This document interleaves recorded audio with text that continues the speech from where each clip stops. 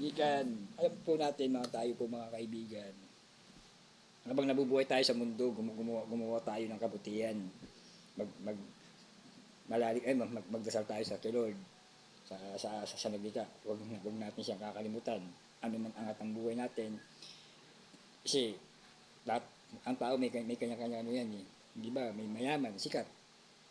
Eh pag sikat yan, tao pa rin yan.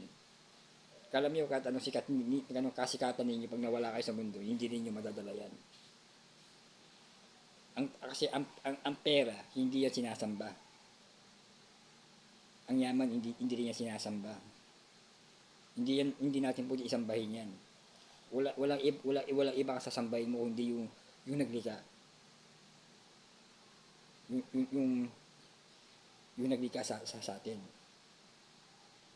Kasi yung iba diyan sikat na sikat. Pero ang pera halos sinasamba niya. Kaya pag nawala ka sa mundo, eh, malabo ka pumunta ng langit. Kasi sumasamba ka sa pera eh. Sumasamba ka sa mga kahoy. Sa mga ginagawa ng tao. Eh, yung kagaya ng mga kahoy na yan, hindi naman talaga Diyos yan eh. Hindi naman yan ang naglikha eh. Oh. Kasi yung mga sinasabi natin yung mga Diyos-Diyosan, hindi naman talaga Diyos yan eh. Kasabihan nga, may mata, hindi nakakakita, may ilong, hindi naman nakakaamoy, may tenga, hindi naman nakakarinig. Ba? Ginawa ng tao yan eh.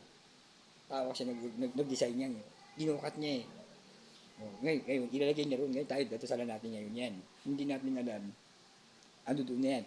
Binabahaya niya ng mga masamang espiritu. Ba? Hindi naman yung sinasamba eh. Siya ba naglikha? Iba? Wala iba tayo sasambahin natin kung hindi isa lang siya. Isa lang yan. Ang Kapinong Jesus lang. Siya lang ang pwede natin sambahin. Wala lang iba. Hindi siya lang. Kasi kayo, gagawa kayo ng mga, ang kahoy yan. Hindi naman Diyos yan eh. Dinadasalan ninyo. Oh. Doon kayo nagdarasal. Hindi kahit naman, ayan ay kahoy lang yan. Diba? Merterya mong lahat ng mga bagay eh. Sabi sa mundong ito, habang nabubuhay tayo, gumawa tayo ng mabuti sa kapwa natin eh. Diba? Gumawa tayo ng mabuti. Kasi ang kasikatan natin sa mundo, kayo, sikat kayo, hindi kayo tumutulong sa mga tao na nangangailangan sa inyo, tandaan hindi ninyo yan. Ang kasikatan may hangganan din yan. Budi rin na lumipas. Meron yung kabutihan mo, ginawa mo sa kapwa mo. Hindi yan pwede mawala. At pag nawala ka na sa mundo, ipagdarasal kanila. Araw-araw ka nilang pinagdarasal sa Diyos. Yun yan.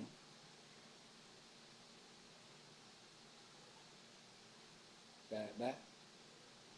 Alam mo sa sarili mo kung ano masama. Alam mo sa sarili mo. Bakit mo gagawin? Pag isang bagay, isang bisyo na yan, pinikman mo yan, hindi mo na makawala. Sisirain na ang buhay mo yan. Diba? Kaya, importante, gumawa tayo ng mabuti sa ating kapwa. Gumawa tayo ng kabutihan. Mahalin natin ang ating magulang. Kasi pag nawala na sila sa mundo, hindi na natin mararamdaman, hindi na natin maipaparamdam sa kanila yung pagmamahal. Kasi ngayon, nawala na siya, di ba? Hindi na natin kaibalik yan. Meron yung pagmamahal mo sa magulang mo. Hindi nila nakakalimutan yan.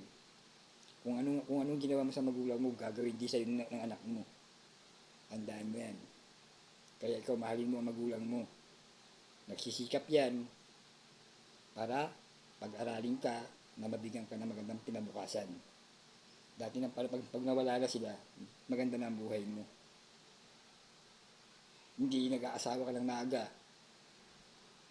Magawa ka ng hindi karapat-rapat na alam mo naman na kinasama nila. Pag ang magulang mo sasama ng loob sa bilang nawala yan, matinding karma aabot ng buhay mo. Kung anong ginawa mo sa iyong magulang, yun din ang gagawin sa ng anak mo. Mas matindi pa. Tandaan mo yan. Ang kapag ikaw ay naging mabuti ka sa magulang mo, mabuti rin ang gagawin sa ng anak mo. Yan ang pag mo itarin mo sa isip mo yan. Salamat kaibigan.